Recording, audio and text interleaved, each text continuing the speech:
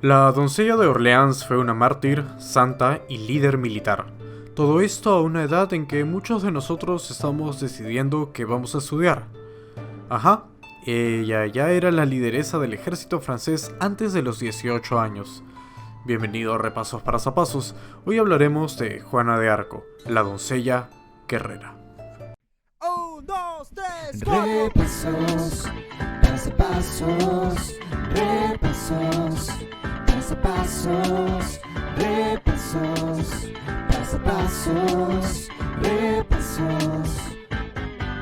Para zapasos. Para cuando Juana nació, Francia se encontraba sumida en la Guerra de los 100 años. Una guerra que no fue solo una guerra y que obviamente tampoco duró 100 años. Sí, a veces suceden estas cosas. El punto es que Francia e Inglaterra estaban en una cruenta guerra desde ya hacía mucho tiempo, para ser exactos desde el año 1066, en que empezó todo este problema. Ya corría el año 1412 cuando la pequeña Juana dio la luz por primera vez. Hija de Jacques de Arco y su esposa Isabel Romé, campesinos pobres de Domremy, Francia. Hola, señor Francis. Durante su niñez, Juana nunca fue muy lejos de casa. Las circunstancias definitivamente no eran favorables para alguien de su estatus social.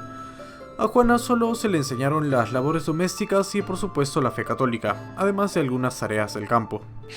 Bueno, sí. ¿Qué pasó con esta dulce señorita que la hizo convertirse en una líder de ejércitos? Vamos por partes y eso sí, con mucho contexto. En 1415, el rey Enrique V de Inglaterra invadió el norte de Francia. Tras derrotar de manera aplastante a las fuerzas francesas, Inglaterra ganó el apoyo del pueblo borgoño en Francia. El Tratado de Troyes se firmó en 1420 y le garantizó el trono de Francia a Enrique, rey de Inglaterra, como ya te decía, como regente del rey loco de Francia, Carlos VI. Además, Enrique heredaría el trono de ambos, Francia e Inglaterra, creando un imperio enorme. Y no solo esto, también entregaron ciertas ciudades que serán importantes en un momento. Pero en 1422, ambos, Enrique, rey de Inglaterra, y Carlos, rey de Francia, fallecieron con apenas meses de diferencia, dejando al nene de Enrique, al hijo, como rey de ambos, Inglaterra y Francia. Obviamente los franceses no querían semejante cosa y vieron la oportunidad de coronar al hijo del rey loco, Carlos VII. ¿Cuál era el problema? Una de las grandes ciudades entregadas a los ingleses era Reims, donde el rey tenía que ser coronado o simplemente su reinado era inválido. No te lo puedo creer. Avancemos unos años más, hasta 1425. Los ingleses y los borgoños tenían el norte de Francia y los verdaderos franceses estaban relegados al sur. Hacer que Carlos llegue a la ciudad de Reims necesitaba un milagro, y ese milagro llegaría en la forma de nuestra doncella guerrera. Es verdad. A los 13 años la vida de Juana era bastante tranquila, salvo por apariciones místicas que se incrementaban si en ellas Juana decía ver a San Miguel, a Santa Margarita, entre otros, que al comienzo le indicaban que debía llevar una vida religiosa, de castidad y de entrega a Dios. Pero después estas mismas visiones empezaron a decirle algo como: mira, ya sé que te dijimos que lleves una vida tranqui, pero ¿sabes qué? ¿Qué te parece si mejor te vuelves una guerrera y llevas al ejército de Francia a derrotar a los ingleses y pones a Carlos en el trono? Y Juana probablemente dijo algo como: bueno, igual tampoco nada, no sé, no tenía nada más que hacer, así que no hay problema.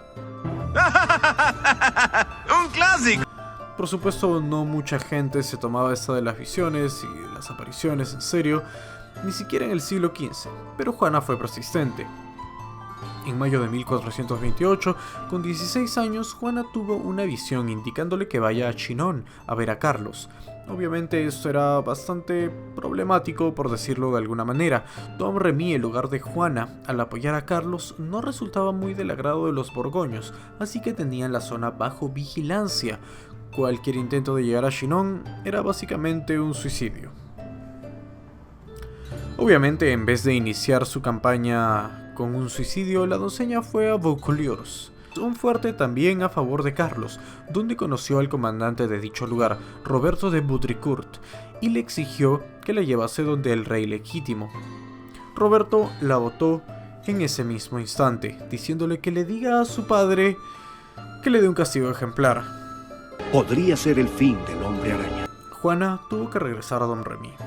Su padre intentó hacer que se case, pero Juana siempre se negó a esto, diciendo que debía permanecer casta. La doncella no se detuvo aquí, obviamente, o no estaríamos hablando de ella. Siguió hablando de sus visiones al punto que los pueblos cercanos ya sabían su nombre y conocían su historia, incluso llegando a nombrarla como la Virgen de la Profecía, que les iba a dar la victoria sobre los ingleses. Como era de esperarse, el rumor también llegó a oídos de los borgoños, que respondieron con brutalidad, asaltando el pequeño pueblo de Juana. Esto, obviamente, con la intención de advertir y amenazar a quienes aún apoyaban el reclamo de Carlos al trono de Francia. Como muchas veces sucede, esto tuvo el efecto contrario. En enero de 1429, Juana regresó a Vaucouleurs, donde los rumores se habían esparcido.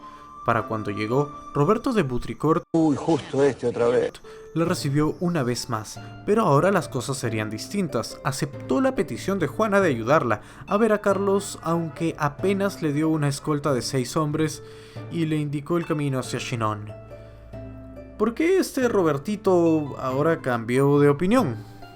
Los franceses estaban desesperados.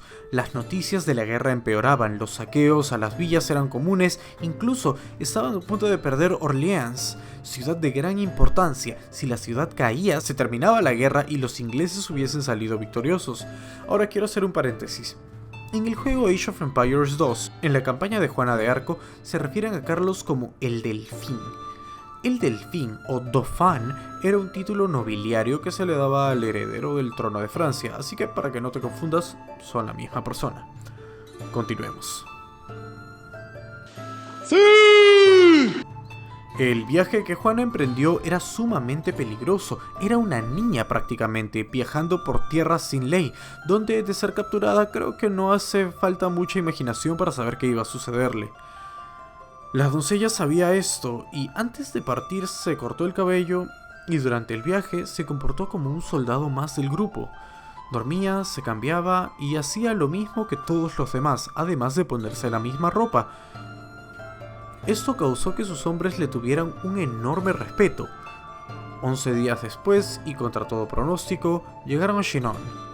Lo que pasó después es legendario. Sí, señorita. Carlos, el Delfín, hasta el fin no quiso recibir a Juana durante 2 días y al tercero, cuando se le permitió la entrada a la corte, se disfrazó y se mezcló entre los cortesanos. Juana fue directo hacia él, sin dudar. Una campesina de Don Remy que jamás había visto al heredero, lo supo de inmediato. Creo que no necesito decirte que en ese tiempo no existía Instagram para que haya visto sus fotos, pero ahora sí existe, así que deberías seguirme por allá. Simpson, usted es diabólico. En fin, Juana caminó hacia él y le dijo que Dios le había encomendado liberar a Orleans del asedio y que lo iba a coronar rey. Aunque parezca increíble, Carlos, el Delfín, estaba dispuesto a darle una oportunidad a nuestra doncella. Boy, that escalated quickly. En abril del 1429 todo empezaba a prepararse para el ataque de Juana contra las fuerzas que asediaban Orleans. Esta era una jugada de mucho riesgo para Carlos. Imagina lo que la gente del tiempo debe haber dicho. No, ese está loco, ¿cómo va a mandar una campesina a comandar un ejército? Porque claro, así hablaban los franceses del siglo XV. Pero Juana estaba convencida de que Dios estaba de su lado y de alguna manera pudo convencer a todos los demás de esto.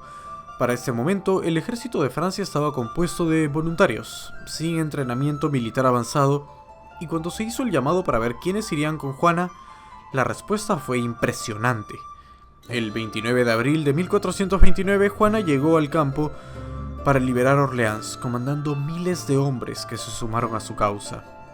En ese tiempo, la ciudad estaba comandada por un sujeto al que llamaban el Bastardo de Orleans, un sujeto que odiaba a Juana. Él ya tenía todo listo para la rendición de la ciudad y lo último que necesitaba era una campesina diciéndole qué hacer.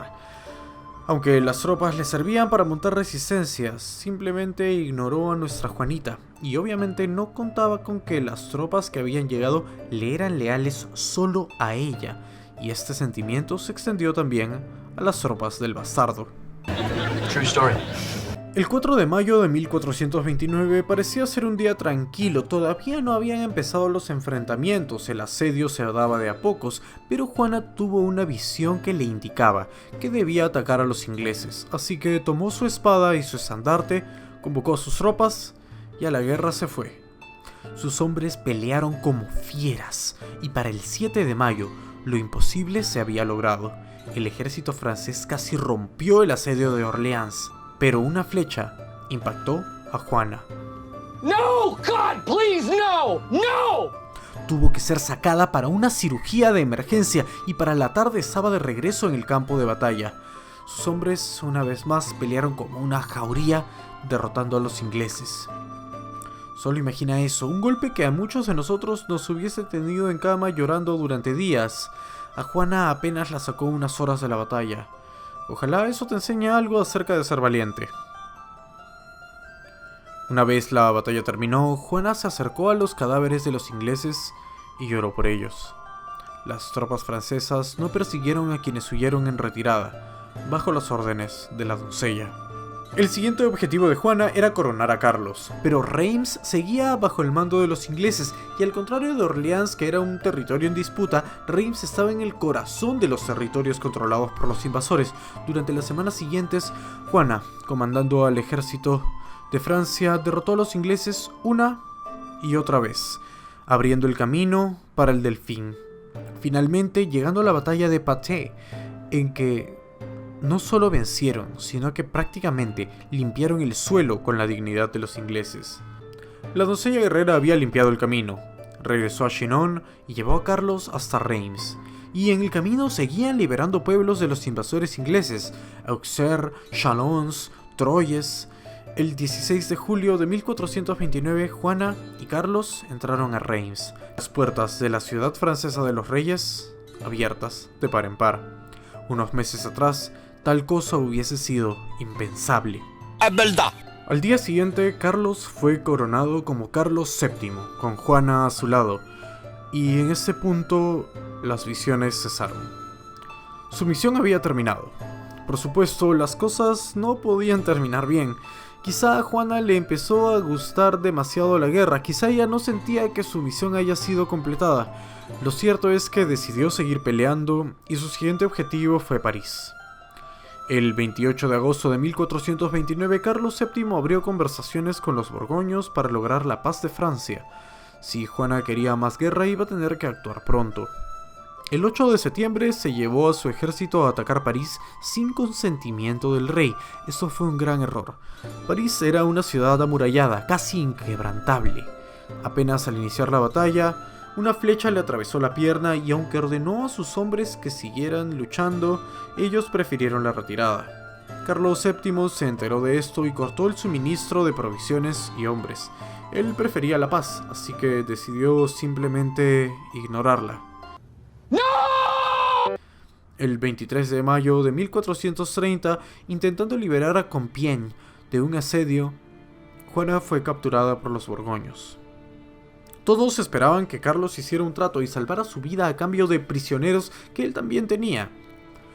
Todos esperaron en vano. De hecho, los borgoños no querían quedar mal con Carlos, pero tampoco querían dejar de nuevo a una lideresa que estaba aplazando a sus fuerzas, incluso mientras conversaban de paz. En julio de ese año hicieron un trato, y para enero de 1431 vendieron a Juana a los ingleses.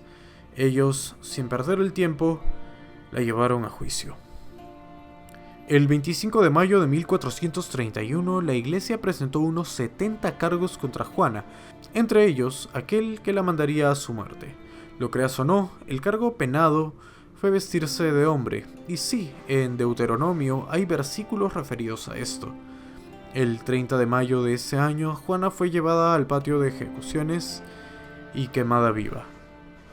La mayoría del tiempo a quienes eran quemados vivos se les daba un flechazo de gracia para aliviar su sufrimiento. Juana no tuvo esta suerte. Sus últimas plegarias fueron a San Miguel para que la rescate, cosa que, bueno, obviamente no sucedió. Y este fue el final de Juana. Una pequeña, en realidad, una adolescente que guió a Francia a expulsar a los ingleses de su tierra y en el proceso cambió el rumbo de la historia. Imagina si los franceses hubiesen perdido esa guerra, todo hubiese sido parte del Imperio inglés, no tendríamos muchas de las cosas que sucedieron después en el territorio de Francia. Tenemos mucho que aprender de su determinación. Si te gustó esa biografía en forma de podcast, te sugiero que me sigas aquí y también en mis redes sociales. Muchas gracias por haberme escuchado y hasta el próximo episodio.